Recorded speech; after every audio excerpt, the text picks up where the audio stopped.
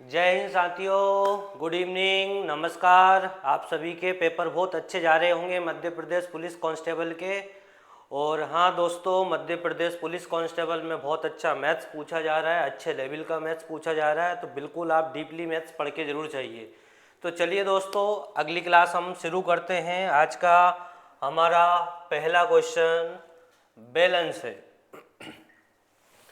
एक बेलन के पृष्ठीय क्षेत्रफल और आयतन का अनुपात 2:5 है। इसकी ऊंचाई 14 सेंटीमीटर है, तो बेलन की त्रिज्या ज्ञात कीजिए।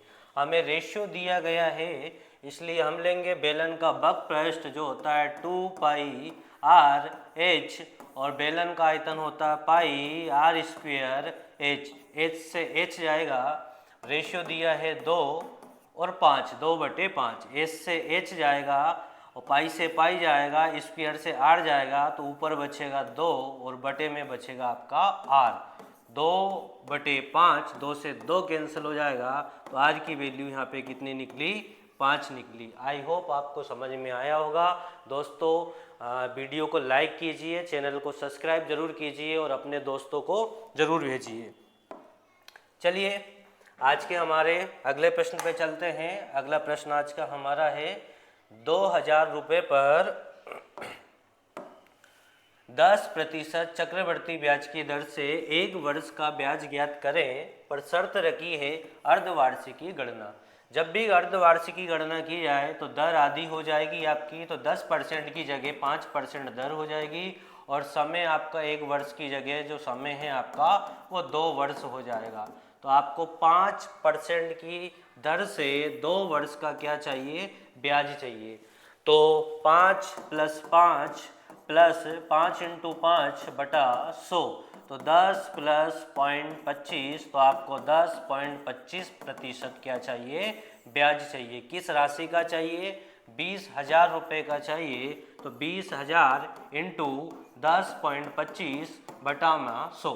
पॉइंट से 2 जीरो जाएंगे, 2 जीरो से 2 जीरो जाएगा, 1025 × 2 करेंगे तो आ जाएगा आपका 2050 रुपये।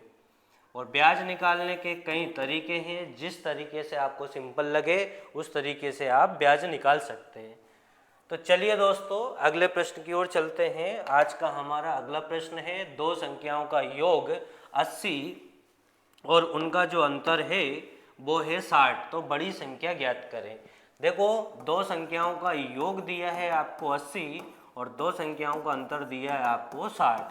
अगर आपको बड़ी संख्या चाहिए तो इनके जोड़ का आधा करना है, अगर आपको छोटी संख्या चाहिए तो इनको घटा के आधा करना है। हमें यहाँ पे चाहिए बड़ी संख्या, तो हम दोनों को जोड़ देंगे और इनका क्या कर देंगे? आधा कर देंगे। 80 और 60 हो गया आपका 140, और 140 का आधा करोगे आप तो 70। यहाँ पे बड़ी संख्या हमारी क्या आ जाएगी? 70 आ जाएगी। ऑप्शन नंबर बी हमारा यहाँ पे क्या हो जाएगा?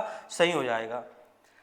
तो चलिए दोस्तों अगले प्रश्न की ओर चलते हैं। अगला प्रश्न है डाटा का हमें प्रसरण ज्ञात करना है। बहुत ज़्यादा मोस्ट क्वेश्चन है, ध्यान से इस चीज़ को समझिएगा।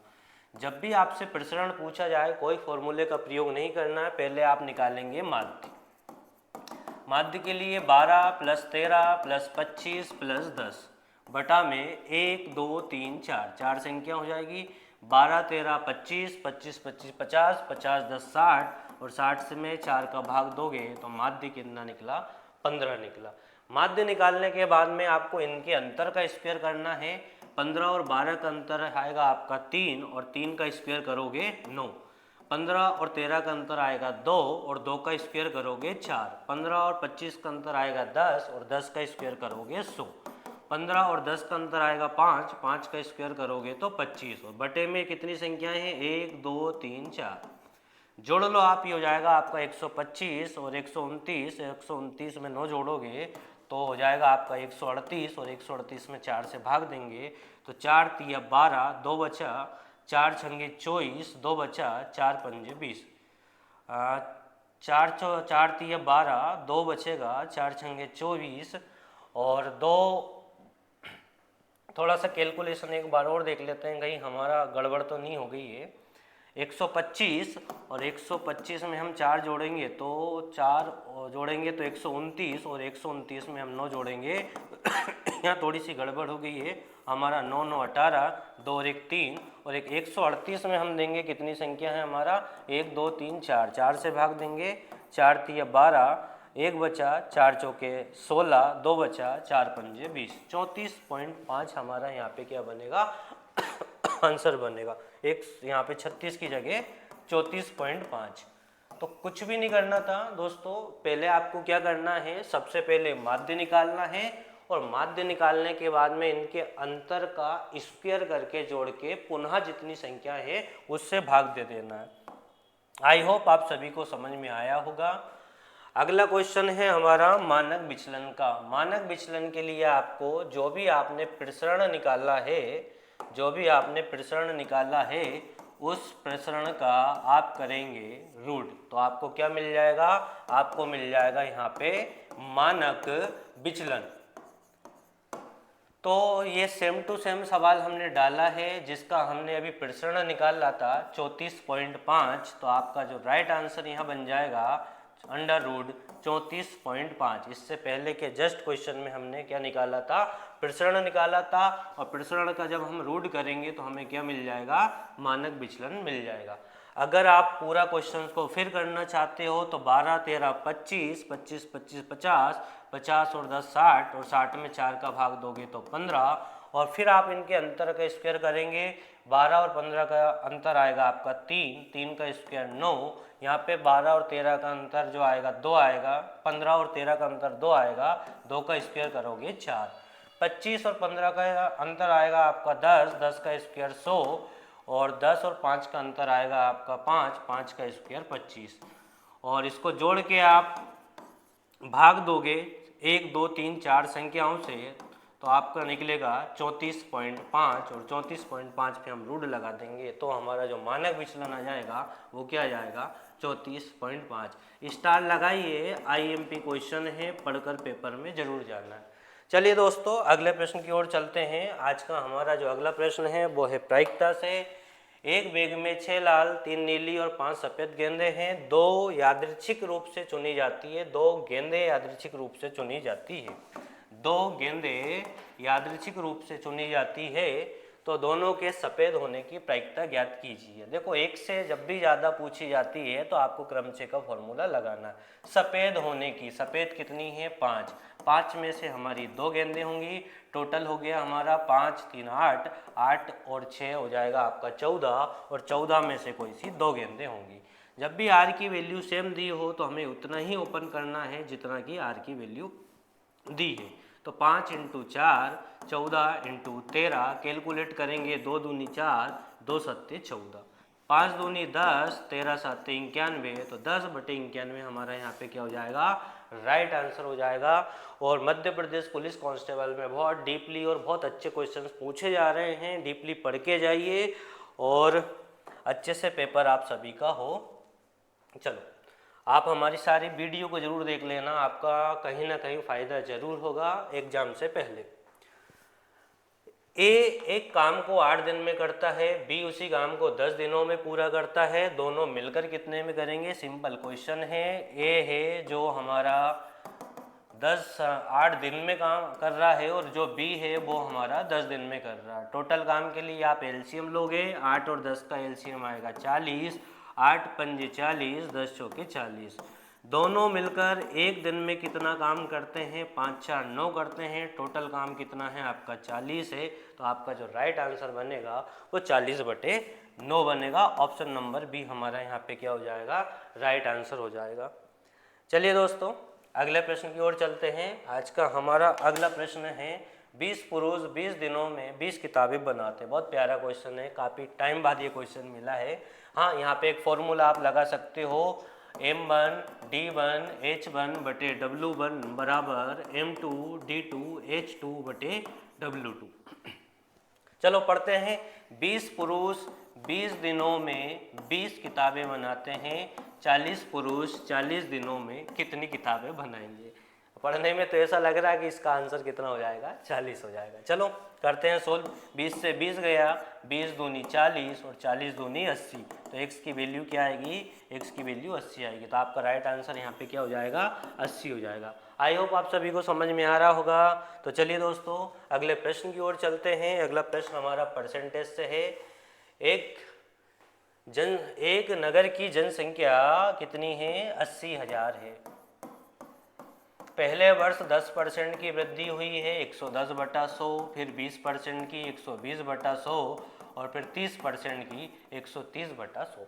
इसे कैलकुलेट कर लेना, आपका आंसर आ जाएगा 2 जीरो से 2 जीरो, ये 2 जीरो से ये 2 जीरो और ये 2 जीरो से ये 2 जीरो। तो 8 गुणा 110 गुणा 12 गुणा 13, 3 दूनी 6 और पीछे जीरो है, तो हमारे किस ऑप्शन में जीरो है भाई, देखो यहाँ पे एक ही ऑप्शन जो है वो जीरो का है। वैसे गुणा भी करोगे तो आपका यही गुणा बनेगा 137 280। आई होप आप सभी को समझ में आया होगा। सिंपल क्वेश्चन है, स्टार जरूर लगाइए, पढ़कर जरूर जाइए एग्जाम में। चलिए दोस्तों अगले प्रश्न की ओर चलते हैं। आज का हमारा अगला प्रश्न है बहुलक ज्ञात कीजिए। भाई ये क्वेश्चन पेपर में पूछा जा रहा है, ध्यान से सुनिए।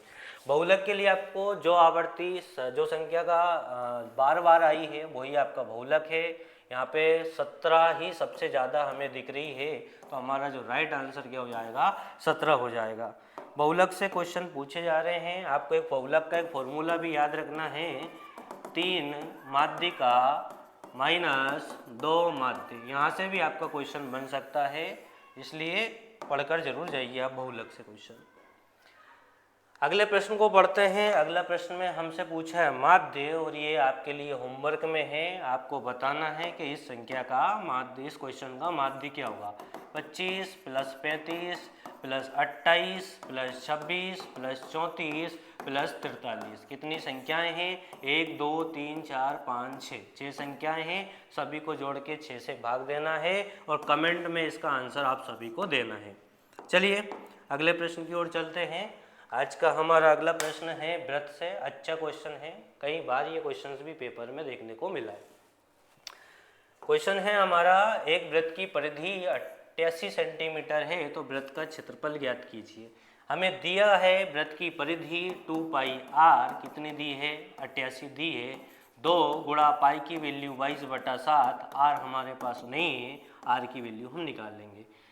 22 दूनी 44, 44 दूनी 88, 7 दूनी 14, तो आर की वैल्यू कितनी आ गई है, आर की वैल्यू आ गई 14।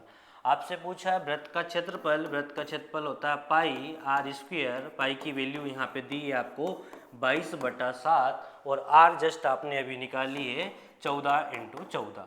7 दूनी 14, 22 दूनी 44 और 44 गुणा 14 करोगे तो आपका बनेगा 4 चौके 16, 4 चौके 16 और 1 17 और ये आ गया 44। 6 7 6 11 की 1, 4 5 और 1 6, 616। तो आपका जो राइट आंसर यहाँ पे बनेगा वो 616 वर्ग सेंटीमीटर बनेगा।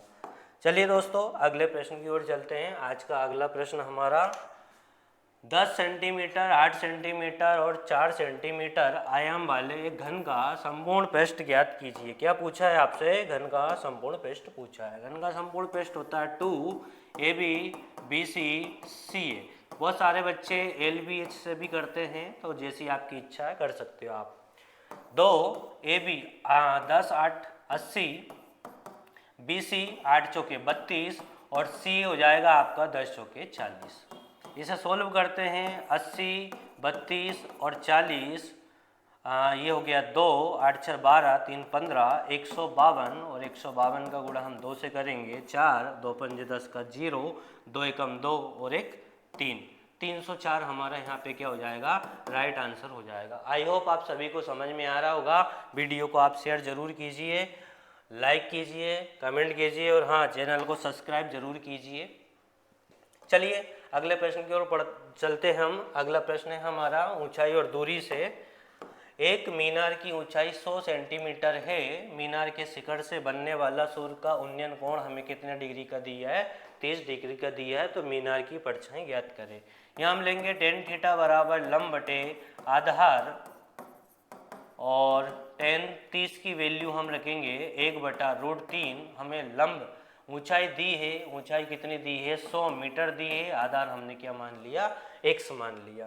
क्रॉस गुणा कर लो, x बराबर 100√3 मीटर आपका यहाँ पे क्या बनेगा, राइट आंसर बनेगा। ऑप्शन नंबर ए जो है यहाँ पे क्या हो जाएगा, सही हो जाएगा।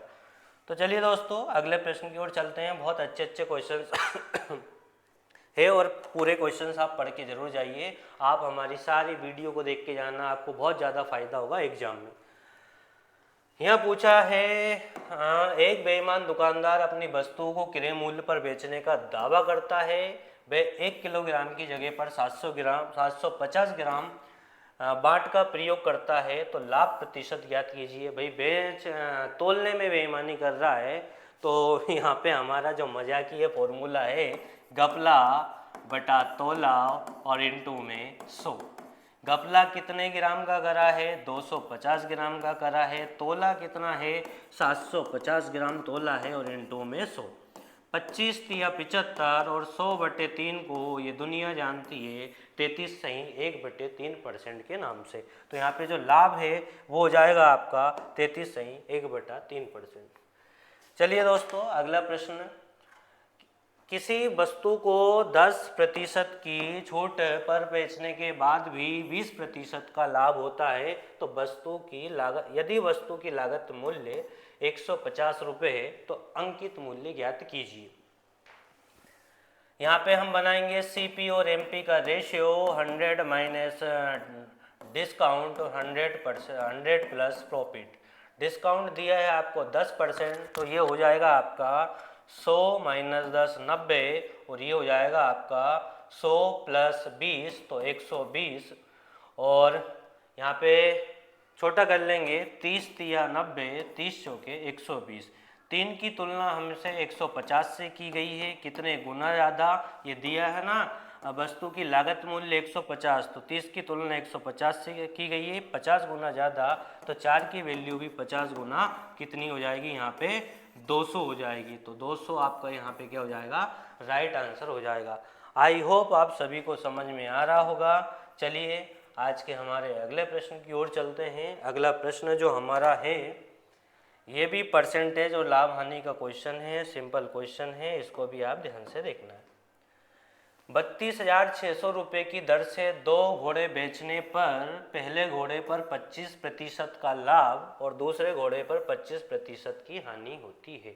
देखिए अगर दो वस्तुओं को समान दर से बेचा जा रहा है और दोनों पर बराबर परसेंट लाभ और बराबर परसेंट हानि है, तो सदैव यहाँ पे हानि होती है, और जो हानि होती है वो होती है x²/100।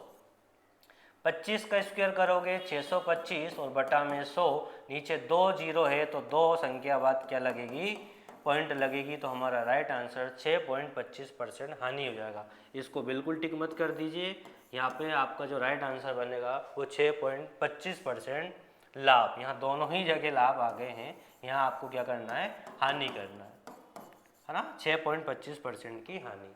आई होप आप सभी को समझ में आया होगा। चलिए अगले प्रश्न की ओर चलते हैं।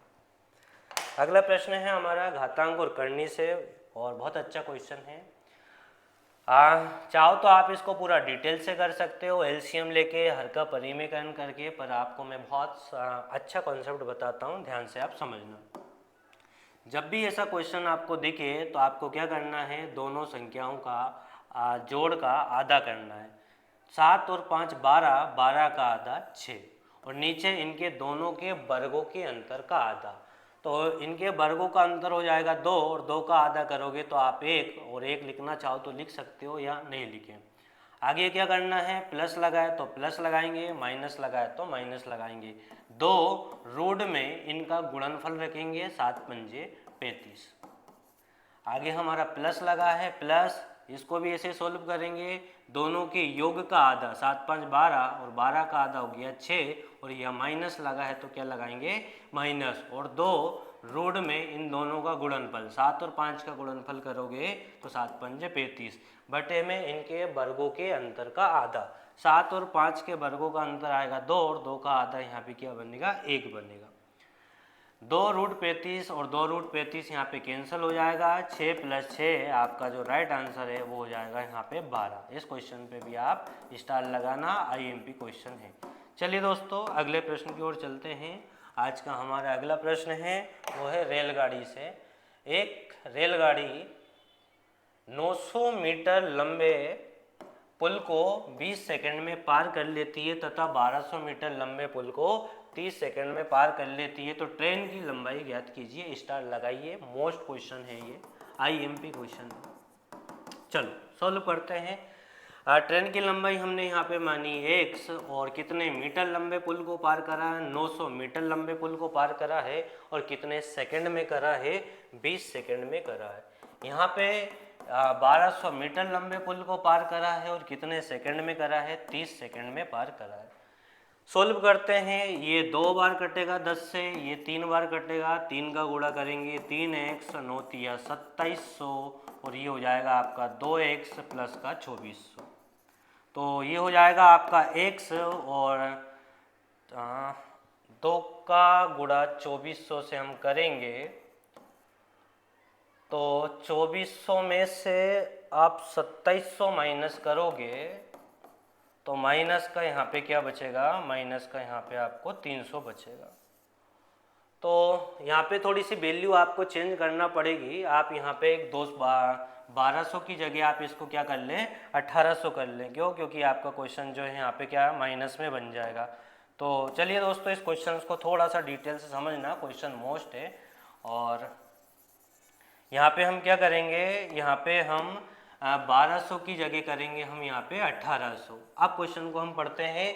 एक रेलगाड़ी 900 मीटर लंबे पुल को, मेथड वही है x प्लस 900 और बटा में 20 और ये हो जाएगा आपका x प्लस 1800 और बटे में हो जाएगा आपका 30।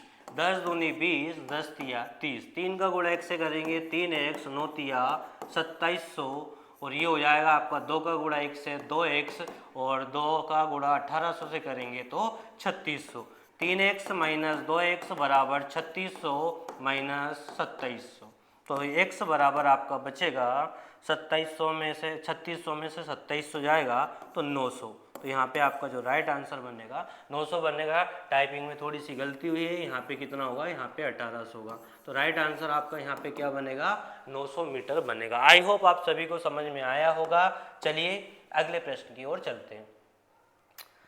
अगला प्रश्न हमारा 8 सेंटीमीटर त्रिज्या वाले एक वृत्त के त्रिज्या खंड का क्षेत्रफल ज्ञात कीजिए। क्वेश्चन मोस्ट है, अच्छे से पढ़िए। त्रिज्या खंड का क्षेत्रफल ज्ञात कीजिए जो एक 6 सेंटीमीटर लंबाई के चाप द्वारा बनाया गया है। जब भी चाप द्वारा बनाया जाए तो आपको क्या याद रखना है, 1/2 इंटू में त्रिज्या इंटू में चाप की लंबाई, जो L का मान हमें दिया जाता है। तो 1/2 त्रिज्या हमें दी गई है कितनी, 8 और हमें लंबाई जो दी गई है वो कितनी दी गई है, 6 दी गई है।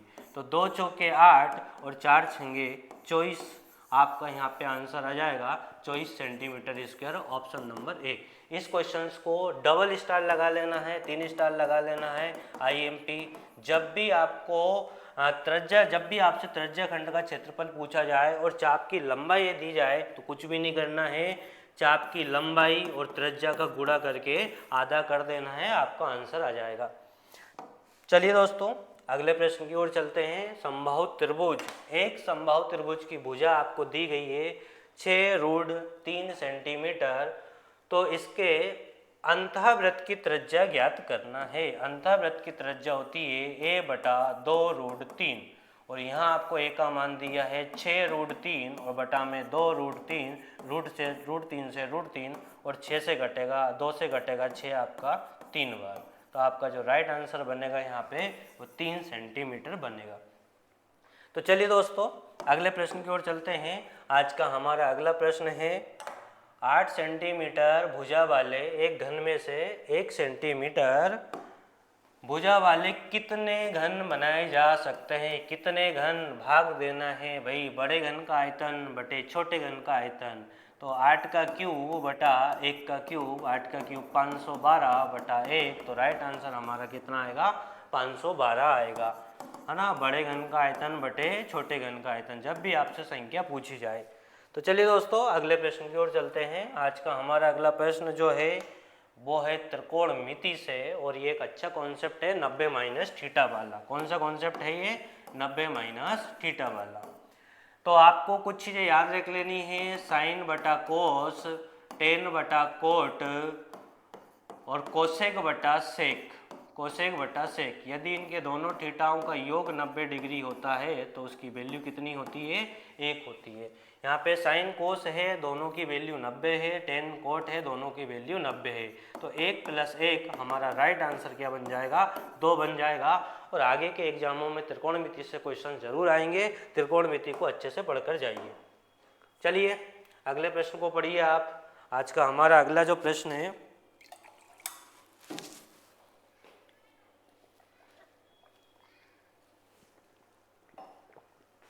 आज का हमारा अगला प्रश्न है 1 मीटर 6 सेंटीमीटर तथा 8 मीटर किनारे वाले 3 घनों को पिघलाकर एक बड़ा या नया घन बनाया जाता है तो नए घन का आयतन ज्ञात कीजिए। बड़ा घन बनाया हमने A³ और ये हो जाएगा आपका A1 का क्यूब प्लस A2 का क्यूब प्लस A3 का क्यूब।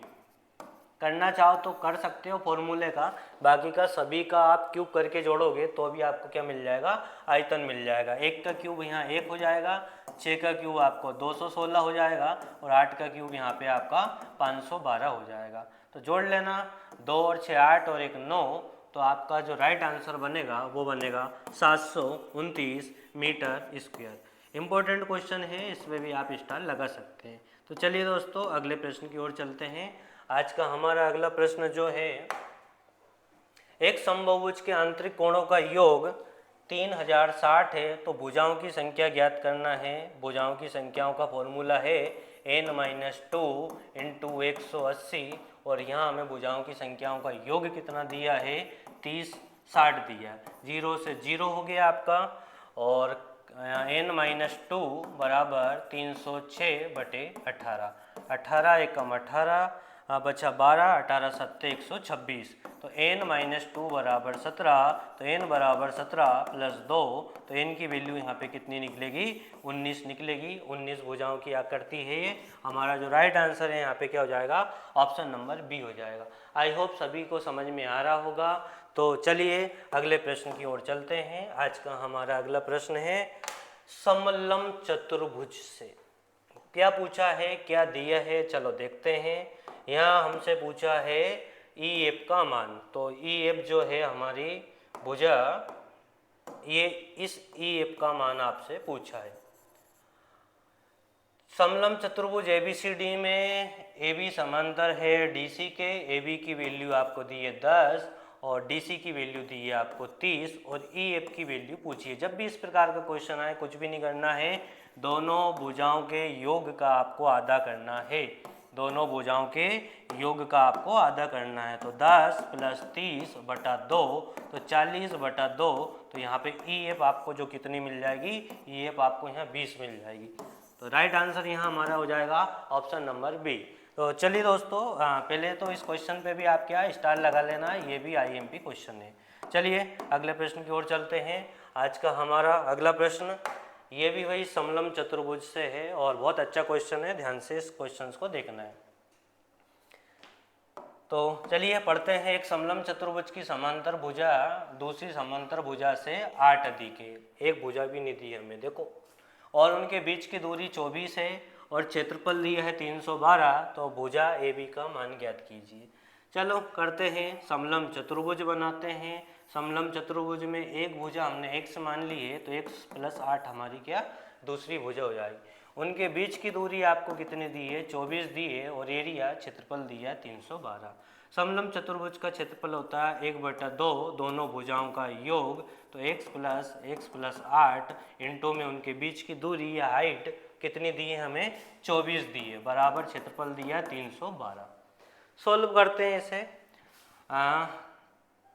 ये हो जाएगा आपका 2 से 24 कट जाएगा 12 बार और 1 से 2x + 8 बराबर 312/12। 12 से काट लो, 12 दूनी 24 और बचेगा यहाँ आपका 24 से 7 6 बचेगा, सॉरी 6 और 24 12 से नहीं 7 बचेगा और 12 × 72। तो कितनी वैल्यू निकलेगी, 26 वैल्यू निकलेगी। तो 2x बराबर हो जाएगा आपका 26 माइनस का 8, और 2x बराबर बचेगा आपका 26 में से 8 गया तो 18। तो x की वैल्यू यहाँ पे निकलेगी 9। कितनी निकलेगी, 9।